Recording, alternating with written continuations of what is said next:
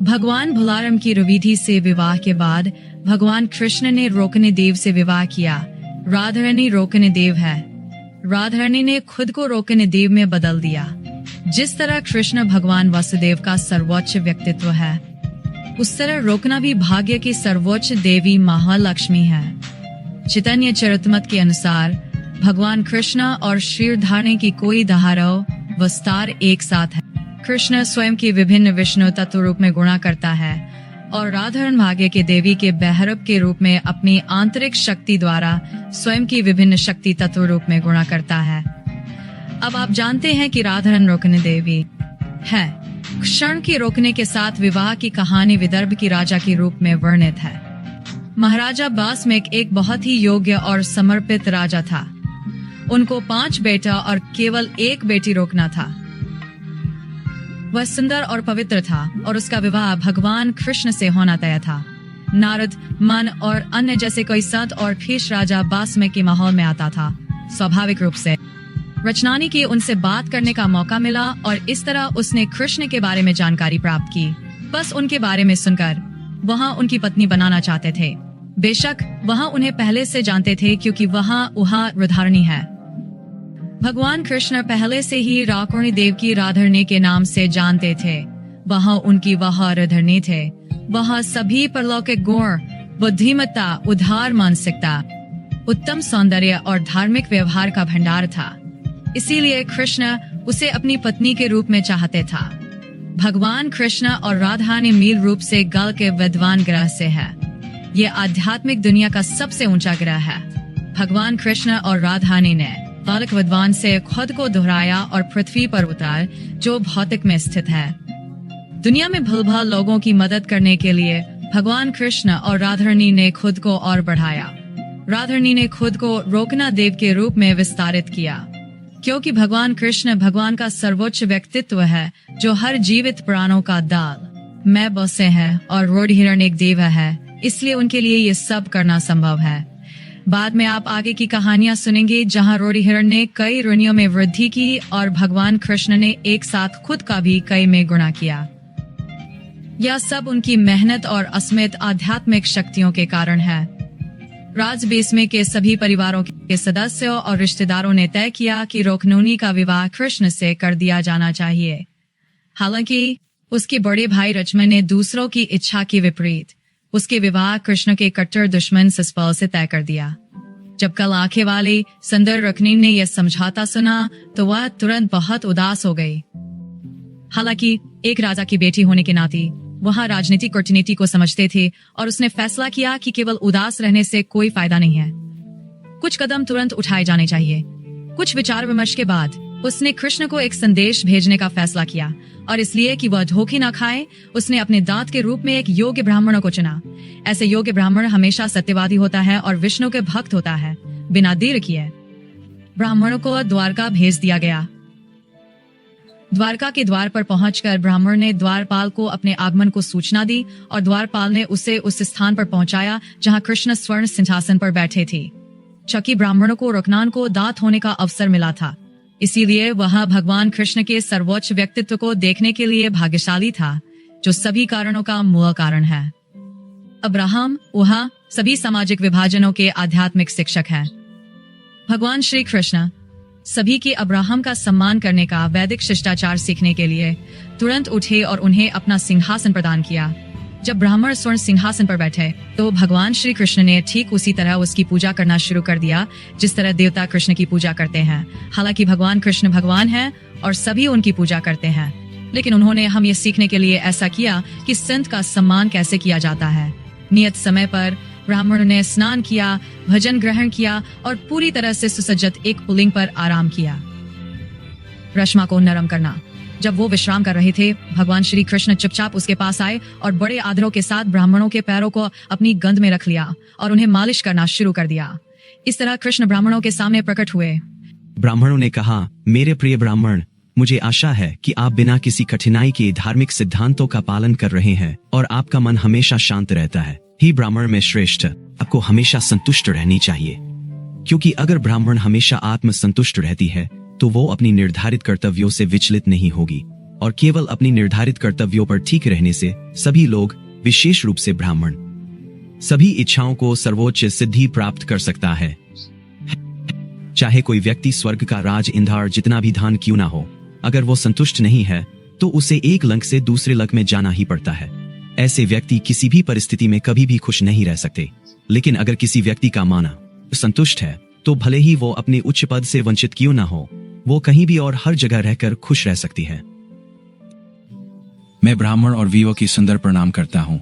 चूंकि ब्राह्मण हमेशा आत्मस्तुष्ट रहता है और वीवा हमेशा मानव समाज के लिए वास्तविक कल्याणकारी कार्यों में लगे रहता है, इसीलिए वो आम लोगों की सबसे अच्छी मंत्री है। दिन झूठे अहंकार से मुक्ति है और हमेशा मन की शांतिपूर्ण स्थिति में रहते हैं। यदि आपको कोई आपत्ति नहीं है तो मैं आपको अपने मिशन के बारे में बोलने की अनुमति देते हैं। इस प्रकार भगवान के साथ इन दिव्य लीलाओं से बहुत संतुष्ट होकर ब्राह्मणों ने कृष्ण के दर्शन करने की अपने उद्देश्य की पूरी कहानी सुनाई। उसने रुक्मणी द्वारा कृष्ण को लिखा गया पत्र निकाला और कहा, ये राजकुमार रुक्मणी का शब्द है। हाँ, अच्युत और प्रेम सुंदर मेरे प्यारे कृष्ण जी, भी मनुष्य आपके दिव्य रूप और लीलाओं के बारे में सुनता हूँ, वही तुरंत अपने कौन के माध्यम से आपका नाम, यश और गुण को ग्रहण कर लेता है। इस प्रकार उसके सभी भौतिक कष्ट दूर हो जाता है और वो आपके रूप को अपने हृदय में बसा लेता है। आपके प्रति ऐसी दिव्य प्रेम के माध्यम से वे आपको हमेशा अपने भीतर दिखाते हैं और इस प्रक्रिया से उसकी सभी इच्छाएं पूरी हो जाती हैं। इसी तरह मैंने आपके दिव्य गुणों के बारे में सुना है। मैं अपने आप को इतना सीधा व्यक्त करने में भले ही बेशर्म है, लेकिन आपने मुझे मोहित कर लिया है और मेरा दिल जीत लिया है। मेरा प्यारे कृष्ण, आप मनुष्य में सर्वोच्च सही हैं, व्यक्तियों में सर्वोच्च व्यक्ति है। कोई भी लड़के भले ही अभी तक अपने घर से बाहर न निकला है, या कोई भी महिला जो सर्वोच्च पवित्रता वाला है, आपसे विवाह करना चाहूंगा। आपका अभूतपूर्व चरित्र, ज्ञान, ऐश्वर्य और पद से मोहित होकर। मेरे प्यारे भगवान, मैं अपने जीवन और आत्मा आपको समर्पित करती हूँ। आपके चरण कमल में मैंने आपको अपना चुना हुआ पता स्वीकार कर लिया है और इसीलिए मैं आपसे प्रार्थना करता हूँ कि आप मुझे अपनी पत्नी के रूप में स्वीकार करें। आप सर्वोच्च शक्ति हैं, अब मैं आपको हूँ। मैं आपसे प्रार्थना करता हूँ कि आप मुझे तुरंत संभाल लें, इससे पहले कि मुझे शिशुपाल और उसकी जैसे अन्य राजकुमार ले जाएं। हाँ प्रभु, मेरे पिछले जन्म में मैंने किए खोदान और पर्ण उगान जैसे लोक कल्याणकारी कार्य किए होंगे। ये धार्मिक अनुष्ठान और बलिदान करने और श्रेष्ठ है। आध्यात्मिक सेवा जैसे पवित्र कार्य किए होंगे। गुरु, ब्राह्मण और उपनिवासेश, मैं जानता हूँ कि आप अपने भक्त के प्रति बहुत दयाल हैं। इसीलिए मैंने हमेशा के लिए आपके भक्त बनाने का फैसला किया है। अगर वो जो शेर के खूने में अच्छा लगता है सियार द्वारा छीन लिया जाता है, तो ये एक हास्यास्पद मामला होगा। इसलिए मैं आपसे अनुरोध करता हूँ कि आप तुरंत मेरी देखभाल करें, इससे पहले कि मुझे शिशुपाल और उसके जैसे अन्य राजकुमारों द्वारा छीन लिया जाए। कृष्ण के रुक्मदेव का कथन समझाने के बाद ब्राह्मण ने कहा कि रुक्मणी ने सुझाव दिया था कि उनके लिए उनका अपहरण करना सबसे आसान होगा, जब वो या तो महिला से मंदिर जा रहे हैं या फिर घर लौट रहे हैं। यदुवंशी के मुख्य क्षण में रुक्मीन से ये गोपनीय संदेश आपके लिए लिया है। अब यह आपकी विचार आपके समक्ष रखा गया है। विचार विमर्श के पश्चात आप जो चाहे कर सकते हैं, लेकिन यदि आप कुछ करना चाहते हैं तो आपको तरनीत करनी होगी। कार्य करने के लिए अब अधिक समय नहीं बचा है। रोकने की बात सुनकर भगवान कृष्ण बहुत प्रसन्न हुए और उन्होंने तुरंत ब्राह्मण से हाथ मिलाया और कहा, हाँ ब्राह्मण, मुझे यह सुनकर बहुत खुशी हुई कि रोकना मुझसे विवाह करने के लिए उत्सुक है, क्योंकि मैं भी उसके हाथ पाने के लिए उत्सुक है। मैं समझ सकता हूँ कि रोकने के विवाह शिशुपाल के साथ उसके बड़े भाई ने मुझसे द्वेष की भावन से तय किया है, जिसे साधारण लकड़ी को तोड़कर आगे निकाला जाता है और उसका उपयोग किया जाता है। उसी तरह इन राक्षस राजकुमारी से निपटने के बाद मैं उनके बीच से आगे की तरह रोकने का उत्पन्न करूंगा। मेरे मन हमेशा रोकने के विचार में डूबा रहता है और कभी कभी मैं रात को सो नहीं पाता, क्योंकि मैं उसके बारे में सोचता रहता हूँ। कृष्ण को रुक्मिणी के विवाह को निश्चित तिथि के बारे में बताया गया तो वो तुरंत वहां से चले जाने के लिए उत्सुक हो गए। उन्होंने अपनी सारथी दरखी से कहा कि वह उनके रथ के लिए घोड़े तैयार करे और विदर्भ राज्य जाने के लिए तैयार है, जाए। कृष्ण ने ब्राह्मण को उठाया और उसे अपने पास बिठाया। वो तुरंत वर्ग से चल पड़ा और एक रात में ही विदर्भ पहुंच गए। राजा बसमगा अपने बेटे के शिशुपाल के सपने के लिए बहुत उत्साहित नहीं थे। लेकिन उन्हें विवाह स्वीकार करना पड़ा।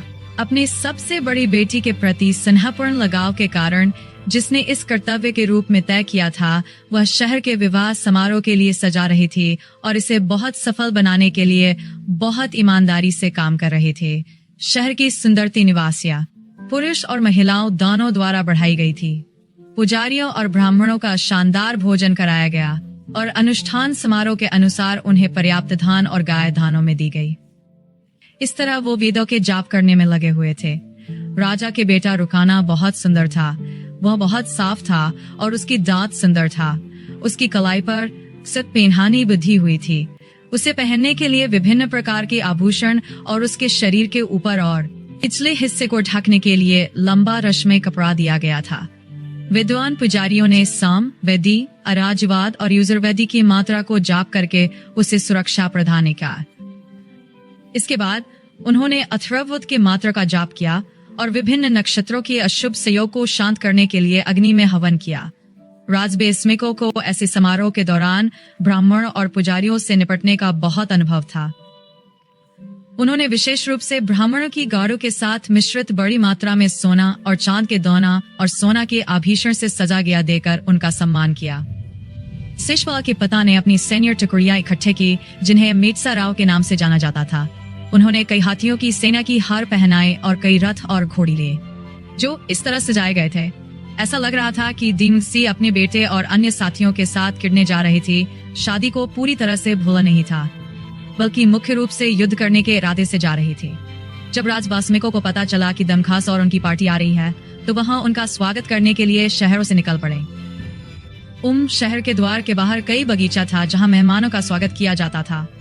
शिशपाल के पिता के नेतृत्व में पार्टी में हजारों लोग शामिल थे, जिनमें प्रमुख राज और व्यक्तित्व था जो सौदे, तत्वकार, विदार्थ और पोडारखा।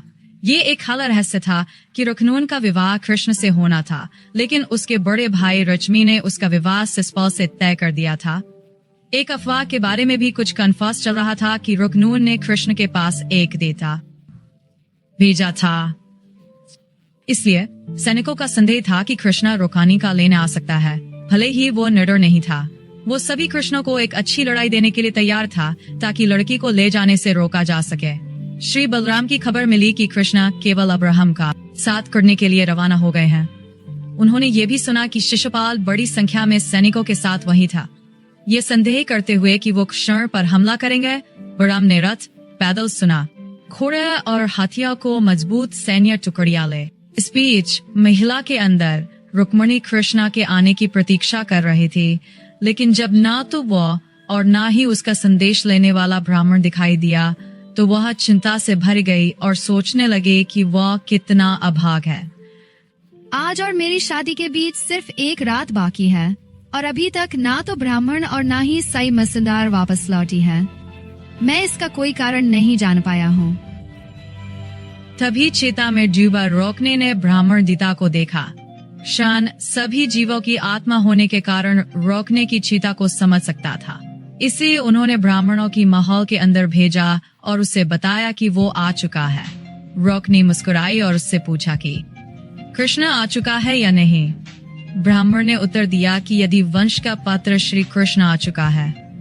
उन्होंने ये कहकर उसका हौसला बढ़ाया कि कृष्ण ने वादा किया है कि वो उसे हर हाल में ले जाएगा।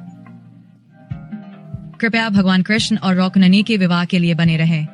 इस बीच अधिक जानकारी के लिए कृपया भगवद प्रभुपद द्वारा संस्कृत भगवान कृष्ण के बारे में और अधिक अद्भुत कहानियों के लिए कृपया इस चैनल को सब्सक्राइब करें। आपका बहुत बहुत धन्यवाद। क्या आप जानते हैं कि आधिकारिक शास्त्रों से भगवान कृष्ण की कहानियां सुनने से आप कितने भाग्यशाली बन जाते हैं?